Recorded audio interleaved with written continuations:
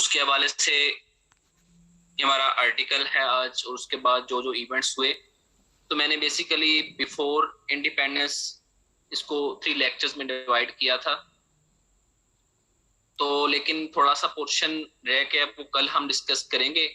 उसके बाद हम इंडिपेंडेंस के बाद वाला जो एरा है वो सारा डिस्कस करेंगे, ठीक है। तो आज जो हमारा है वो उसमें 1935 से लेके 1945 तक जो जनरल इलेक्शंस हुए वहां तक हमने स्टडी करना है कि उसमें क्या क्या इवेंट्स आए, क्या क्या। अब आपको पता है कि ब्रिटिश की गवर्नमेंट चल रही थी, ब्रिटिश की रूलिंग थ्रू था। जो इंडिया है, हिंदुस्तान में सारी जो हुकूमत थी वो बेसिकली ब्रिटिश की चल रही थी। मैं आपके सबके क्वेश्चंस को एंड पे एड्रेस करूंगा, ठीक है। इन 1935 ब्रिटिश पार्लियामेंट ने 1935 में इसको पास किया, और 1937 में ये अपने केम इनटू इफेक्ट, ठीक है। कि इसका जो बेसिकली एक्शन प्लान है वो 1937 से स्टार्ट होता है, क्योंकि 1937 में ब्रिटिश गवर्नमेंट ने इलेक्शन करवाया बरसगीर पाक हिंद में, ठीक है। इलेक्शंस के बाद एक गवर्नमेंट फार्मुलेट होती है। After the formulation of government ये एक्ट जो है ये अपने इफेक्ट पे आता है। It was based on a report by joint select committee led by Lord लिथग्रो set up the 2 houses of British parliament, ठीक है। तो एक जायंट उनकी कमेटी ने पहले रिपोर्ट तैयार की, जिसको लेड कौन कर रहा था, लॉर्ड लिथग्रो सॉरी। तो इसको बेसिकली लीड कौन कर रहा था, उस कमेटी की रिपोर्ट को। फिर उसके बाद इसको ब्रिटिश पार्लियामेंट के दोनों हाउसेस, उनका भी जिस तरह हमारा बाई कैमरल लेजिस्लेचर है, जिस तरह हमारे पास एक सेनेट है, एक नेशनल असेंबली है, उनका भी इस तरह बाई कैमरल लेजिस्लेचर था। तो उनके पास दोनों से पास करवाया गया। अब बेसिकली जो एक्ट था उसको लीगल स्टाइल में जैसे एक्ट होता है, जैसे एक अब 1973 का कॉन्स्टिट्यूशन है, ठीक है, इस तरह करके उन्होंने एक फॉर्मुलेट किया। इसमें 11 पार्ट्स थे और 10 शेड्यूल्स थे, ठीक है। शेड्यूल्स बेसिकली ऐसे होते हैं जो बेसिकली पहले तो जो पार्ट्स होते हैं वो ब्रीफली डिस्क्राइब कर रहे होते हैं, शेड्यूल्स एडिशनल इंफॉर्मेशन दे रहे होते हैं रिगार्डिंग दैट थिंग्स, ठीक है। शेड्यूल्स कुछ बिल्स के पार्ट्स होते हैं, कुछ बिल्स जो होते हैं वो अमेंडमेंट के एल होते हैं, अमेंडेबल होते हैं, कुछ होते हैं नॉन अमेंडेबल, जिनमें तरमीम नहीं की जा सकती किसी भी सूरत में, ठीक है। उनमें तरमीम का तरीकाकार फिर बेसिकली कुछ इख्तियार जो हेड ऑफ द गवर्नमेंट होता है उसको होते हैं, ठीक है। तो उनको अमेंडमेंट में नहीं की जा सकती, कुछ 2 तरह के बिल्स होते हैं। तो schedules basically part of bill होता है। each part was further divided into chapters, her part को चैप्टर्स में डिवाइड किया गया था, ठीक है।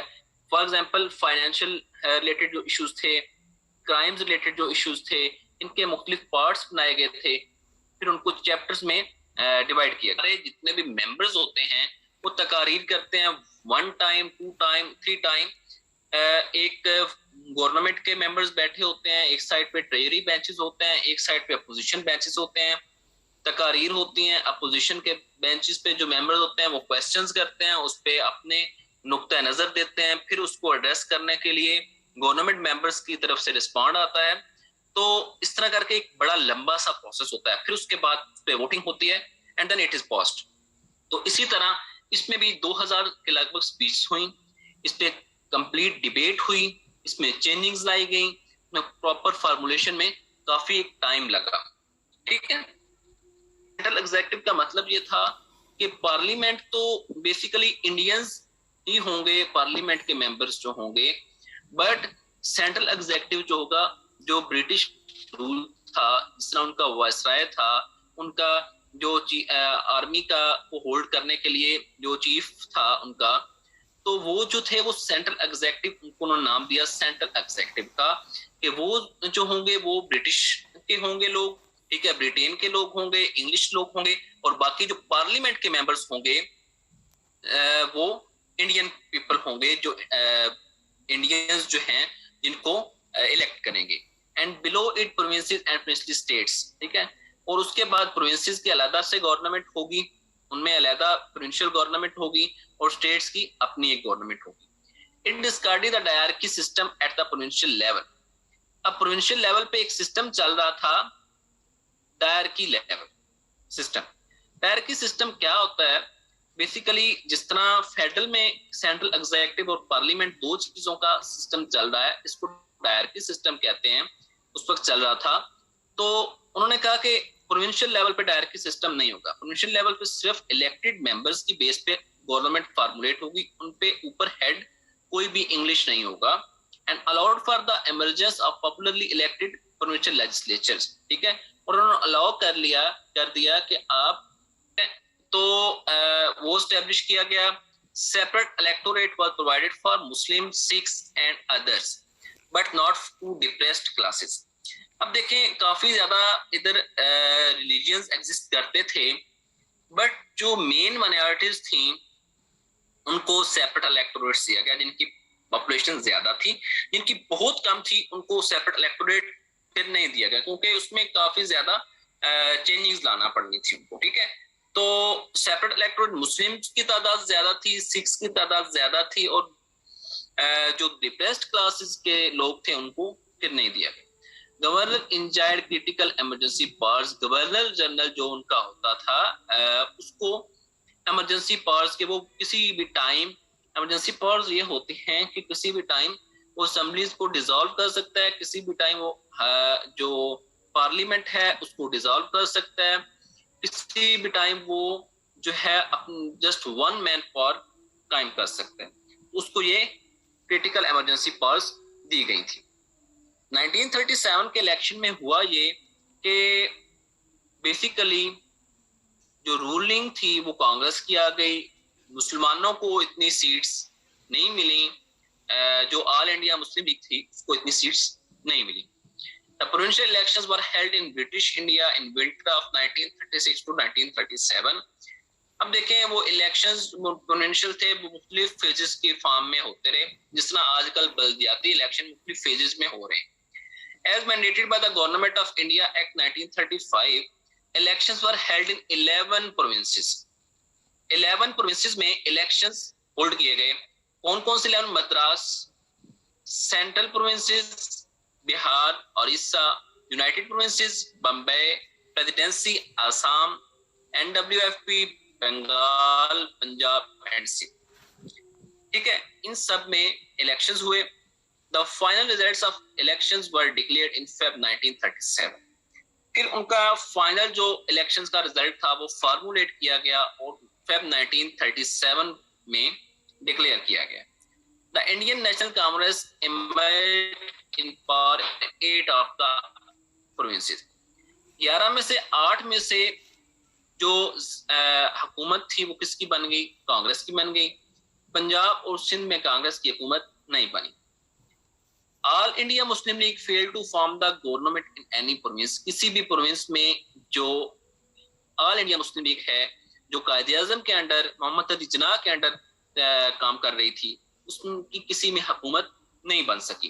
तो ये बेसिकली एक बहुत बड़ा फ्लॉ था in the perspective of identity of the Muslims. और उसके बाद जो मुसलमान आज़ादी क्लेम कर रहे थे कि हमें आज़ादी दी जाए, उसमें सेपरेट इलेक्टोरेट जो मुसलमानों की डिमांड थी, तो इस सारी चीजों में एक फेलियर के तौर पे ये चीज सामने आई।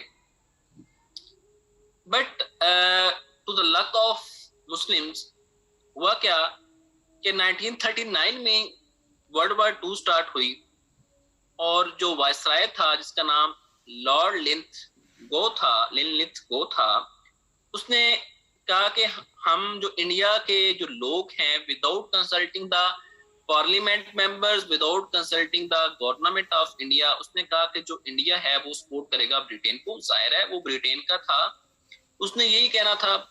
तो इस पे कांग्रेस के लोगों ने एहतजाज किया, प्रोटेस्ट किया कि हमें कॉन्फिडेंस में नहीं लिया गया, हमें किसी ने नहीं बताया कि आपने कि हमने सपोर्ट करना है, या हमें किसी ने कोई कॉन्फिडेंस में नहीं लिया। इससे क्या हुआ कि उन्होंने रिजाइन करना स्टार्ट कर दिया, वहां से पार्लियामेंट से और मिनिस्ट्री से भी रिजाइन करना स्टार्ट कर दिया। और जो लॉर्ड वाइसराय था उसके खिलाफ उन्होंने एक मूवमेंट स्टार्ट कर दी।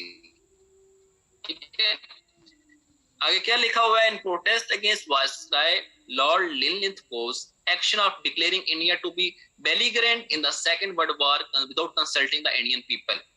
बेसिकली कांग्रेस का ये था, हमें बेसिकली कॉन्फ्रेंस में नहीं लिया गया। नेक्स्ट हम चलते हैं, the government of India act 1935, जिसको लेजिस्लेटिव काउंसिल 1935 कहते हैं, उसने एनफ्रेंचाइज्ड पीपल, बेसिकली पहले जो 1919 का एक्ट था उसमें क्या था कि किसी के पास कोई प्रॉपर्टी है या वो एजुकेटेड है तो जस्ट वो वोट कर सकता है, लेकिन इसमें थोड़ा सा रिलैक्सेशन दी गई कि कोई रेंट पे जिसके पास कोई चीज है तो वो भी कर सकता है वोट, तो इनको एनफ्रेंचाइज्ड पीपल कहते हैं। उसने इंक्रीज किया, अप्रॉक्सीमेटली 30 को वोटिंग राइट्स मिल गए। This number constituted 1/6 of Indian adults, 1/6 of Indian adults को ऑलमोस्ट वोटिंग राइट्स मिल गए। The act provided for a limited adult franchise based on the property qualifications such as land ownership and rent, therefore favored landholders। Ministry से उन्होंने अपने इस्तीफे दिए। तो उसके बाद क्या हुआ कि सिंध असेंबली ने रेजोल्यूशन, एक करारदाद मंजूर करवाई 10 अक्टूबर 1938 को, जिसको प्रिजाइड किया कायदे आज़म। ठीक है, बेसिकली ये वो मूवमेंट थी, यहाँ से एक इंडिपेंडेंट स्टेट की मूवमेंट स्टार्ट हुई। पहले अलाहाबाद अटैच या वो एक जस्ट बातें थी, बट प्रैक्टिकली जो चीजें स्टार्ट हुई वो इस मूवमेंट, इस रेजोल्यूशन से स्टार्ट हुई। The conference approved an explicit resolution recommending to all India Muslim League to prepare a constitutional scheme for the complete independence of Indian Muslim। Indian Muslims की आजादी के लिए एक कॉन्स्टिट्यूशनल स्कीम प्रॉपर एक बनाई गई। अब रेजोल्यूशन किसने मूव की? सर अब्दुल्ला हारून। ठीक है, उसके बाद ये the act of India had investigated federal government in India. Basically इसमें फेडरल गवर्नमेंट इंडिया जो एक्ट था 1935 का, वो इंडिया में एक फेडरल गवर्नमेंट कायम की गई थी। Resolution emphatically repudiated party of the Muslim League decided to launch a practical step necessary to establish a separate Muslim country। यहाँ ये जो सिचुएशन है उसको 1940, ठीक है, ऑल इंडिया मुस्लिम लीग की एक मीटिंग होती है लाहौर में, इधर आज मीनार पाकिस्तान है जिसको हम पाकिस्तान डे भी कहते हैं। ठीक है, इधर एक रेजोल्यूशन मूव होती है और तमाम इंडिया के जितने मुसलमान हैं उनमें से मोस्टली पार्टिसिपेट करते हैं इस मीटिंग में। और इस रेजोल्यूशन में resolution was approved recommending establishment of an independent Muslim country comprising the Muslim majority areas. इसमें रेजोल्यूशन में क्या कहा गया कि जो मुस्लिम मेजॉरिटी एरियाज हैं नॉर्थ वेस्ट में, नॉर्थ ईस्ट में, इंडिया के नॉर्थ वेस्ट में और नॉर्थ ईस्ट में, ठीक है, वहां पे उनकी ऐसी गवर्नमेंट बनाई जाए जो मुस्लिम्स की हो, जिसमें मुस्लिम्स अपने बिलीव्स को इंडिपेंडेंटली प्रैक्टिस कर सकें। था मौलवी अब्दुल हक, ठीक है, हु रिप्रेजेंटेड बंगाल। उन्होंने बंगाल को बेसिकली हमने पढ़ा पहले भी, आपको कई दफा मैंने बताया कि कायदे आजम जो थे वो माइनॉरिटीज के हक में भी थे। ठीक है, वो कहते थे कि हम माइनॉरिटीज को भी उनके कंप्लीट राइट्स देंगे, ठीक है, आफ्टर इंडिपेंडेंस। तो रेजोल्यूशन भी जब उन्होंने मूव करवाई तो उन्होंने एक ऐसे बंदे से मूव करवाई, दो बंदों से मूव करवाई। एक का ताल्लुक ऐसे प्रोविंस से था जहां पे मुस्लिम की मेजॉरिटी थी और एक का ताल्लुक ऐसे प्रोविंस से था जहां से मुस्लिम्स माइनॉरिटी में थे या माइनर तादाद में थे। ठीक है, तो बेसिकली इसका मकसद एक सिंबॉलिकली एक जो है सिंबल क्रिएट करना, एक इशारा देना कि we will protect the rights of minorities. हम माइनॉरिटीज के राइट्स को प्रोटेक्ट करेंगे, उनको कोई इशू नहीं होगा हमारे साथ। सर्कमस्टांसेस वो अलहदा हुआ, वो जो भी थे वो हम नेक्स्ट पढ़ेंगे। बट वो बंगाल से जो वार चल रही थी, वर्ल्ड वार 2 चल रही थी, तो ब्रिटेन को इंडियन पीपल्स की जरूरत थी, यहाँ से वो फौजी लेके जाना चाहते थे, यहाँ से वो चीजें इंडिया को बेसिकली अपने साथ, इंडिया के लोगों को अपने साथ मिलाना चाहते थे। तो क्रिप्स मिशन क्या was failed attempt in late March 1942 by British government to secure full Indian cooperation and support for their effort in world war 2। मैंने आपको जिस तरह बताया कि वर्ल्ड वॉर 2 चल रही थी, तो वो इंडियन कोऑपरेशन चाहते थे और सपोर्ट चाहते थे। तो इसलिए वो क्या हुआ कि एक उन्होंने क्रिप्स मिशन, एक सर स्टैफर्ड क्रिप्स के नाम से एक उनका मिनिस्टर था ब्रिटेन का, ठीक है।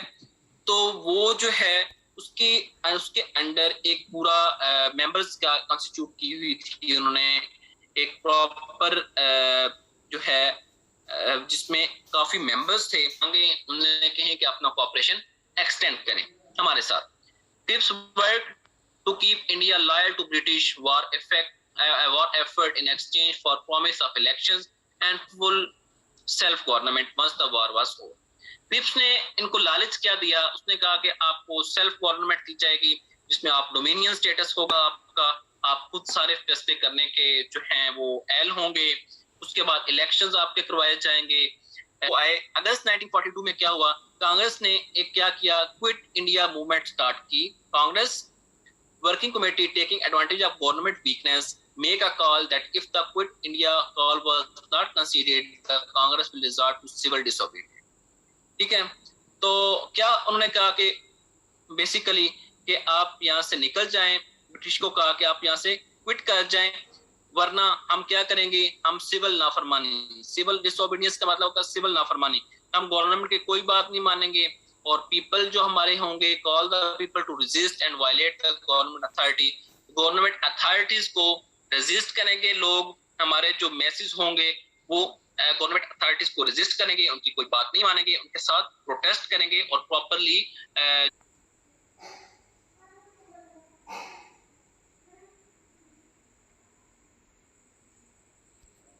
में क्रिप्स मिशन के फेलियर के बाद क्या हुआ, इस जो वर्ल्ड वॉर 2 भी एंड हो गई, उसके बाद शिमला कॉन्फ्रेंस, एक कॉन्फ्रेंस हुई जो वायसराय थे इंडिया के, इनका नाम था लॉर्ड वेवल, और जो भी ब्रिटिश इंडिया के मेजर वाइसरीगल लॉज है, एक इलाका है जिसको हिंदी में कुछ और बोलते हैं, मैं आपको ये कंफर्म करके बताऊंगा कि इसको हिंदी में क्या बोलते हैं। तो बेसिकली एक इलाका है इंडिया का, ठीक है, आपने इसका नाम याद रखना है। When it was clear that British intended to leave India, हम अपना कॉलोनियल एरा जो है इसको एंड करें और हम नेक्स्ट जो है मूव कर जाएं यहाँ से। They desperately needed an agreement on what should happen when they leave.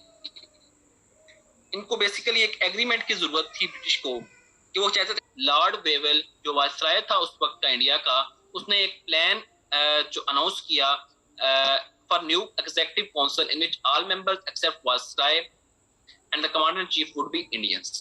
उसने कहा कि एग्जीक्यूटिव काउंसिल के जो मेंबर्स हैं, जिनमें वायसराय आता है और कमांडर इन चीफ आता है जो आर्मी का होता है, उसके अलावा सारे जो हैं वो इंडियंस होंगे। ठीक है, न्यू एग्जीक्यूटिव काउंसिल में पहले तो डिफेंस भी इनके पास था, उसके बाद दूसरे फाइनेंस के मामला भी इनके पास थे, लेकिन उन्होंने कहा कि एग्जैक्ट 24 जून बेसिकली कॉन्फ्रेंस, शिमला कॉन्फ्रेंस होनी थी 25 जून को। ठीक है, बेसिकली शिमला कॉन्फ्रेंस 25 जून को होनी थी, लेकिन one day before that conference हुआ क्या कि 24 जून को इन्होंने एक कॉन्फ्रेंस बुलाई। वेवल ने, जो वायसराय था, वो अब्दुल कलाम आजाद से मिला, गांधी से मिला, जिन्ना से मिला, कि उनकी अप्रोच को एसेस करे कि उनकी बेसिकली क्या अप्रोच है। ठीक है, और उसने ये नोट किया अपनी डायरी में कि गांधी और जिन्ना जो हैं इनके टेम्परामेंटल प्राइमा डोनास की तरह बिहेव कर रहे हैं, मतलब ये कि इनके टेम्परामेंट्स लूज हैं, they are not accepting anything. ठीक है, Lord Wavell officially opened the summit at 11 AM on 25 June 1945 के उसने फिर जो ऑफिशियली एक समिट बुलाना था, उसने अपने ऑर्गेनाइज्ड प्लान के मुताबिक उसने 11 बजे सुबह 25 जून 1945 को अपना समिट बुलाया, ठीक है। लेकिन उसने 24 जून को इनके साथ मुलाकातें करके इनका अप्रोचेस एक्सेस की कि ये चाहते बेसिकली क्या है।